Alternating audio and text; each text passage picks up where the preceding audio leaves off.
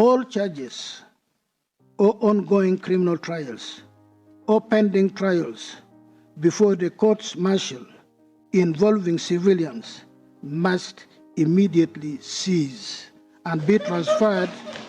Order. I'm going to chase you out. It started by the arrest of Dr. Kizza Besigye from Kenya, which many people refer to it technically as an abduction in legal terms. So this is an issue of the civilians in military courts.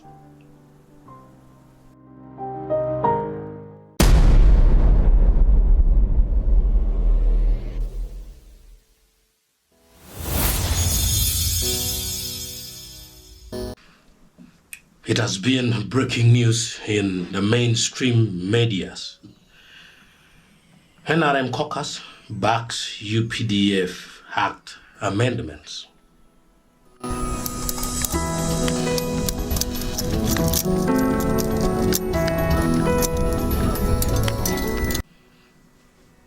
The ruling NRM Parliamentary Caucus has thrown its weight behind proposed amendments to the UPDF Act to allow the trial of civilians in the military courts for illegal possession of specific firearms. As the leader of delegation. So you may be wondering, what has been the caucus meeting decision? The caucus meeting decision, straight up from the government chief whip, Amazon, announced this decision after they completed the caucus meeting at State House Entebbe on the 21st of February 2025. One of the key things that you must remember is, however much this thing has been announced, convicted civilians will still have the right to appeal in civilians court. So the only way you will get into the civilian court, which includes the current situation of Dr. Kizza Besigye, will be for you to appeal. After a ruling from military court, you appeal in the civilian court. All charges or ongoing criminal trials or pending trials before the courts martial involving civilians must immediately cease and be transferred. Order. I'm going to chase you out. Well, of course, this amendment follows the January Supreme Court ruling that halted the trial of civilians in military courts, which was led by the Chief Justice Alphonse Windolo. The Attorney General has since revised the UPDF bill to align with that ruling.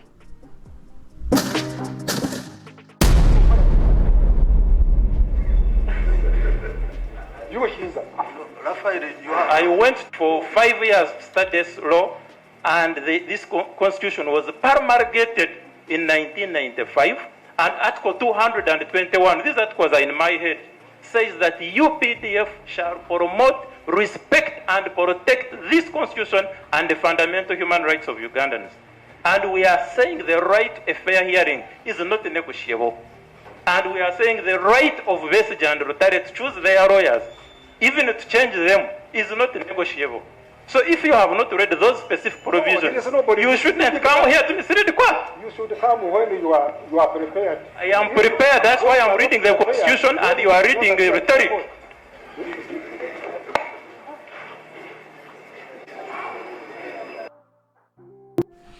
So what are the key provisions in the proposed amendments? The key provisions are two.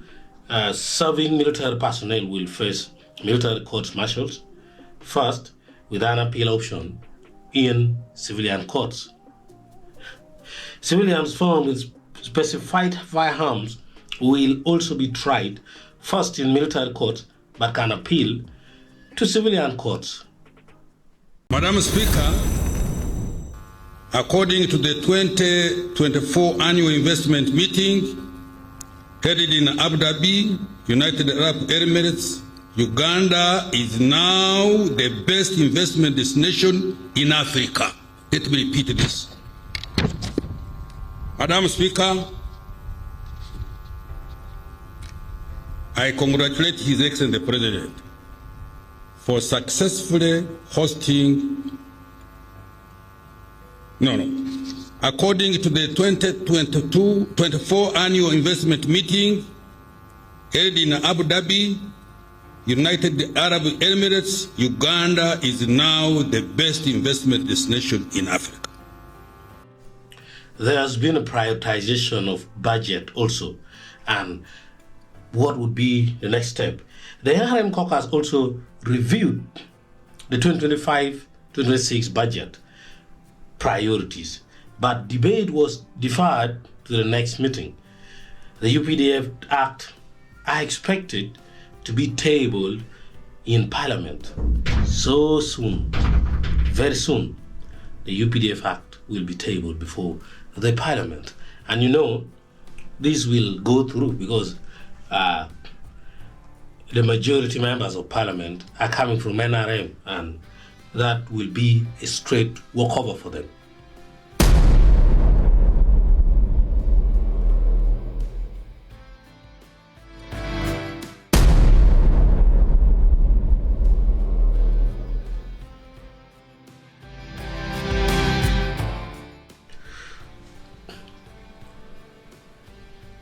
So now, what do you think about civilians being tried in the military court? We know clear information is a current situation, which is the loudest, is the one of Dr. Kizza Besigye, who was discharged from service in 2000, and as per the law, you are supposed to be considered as an army 5 years after discharge, which ended in 2005, making him now a complete civilian. So a civilian like Kizza Besigye undergoing military court. What do you think about this? Let me know in the comment, as I also request you to subscribe for more updates on Uganda's latest political and legal developments, and as well local in grassroots in Acholi and the entire Africa. Thank you so much for taking your time to hear this story.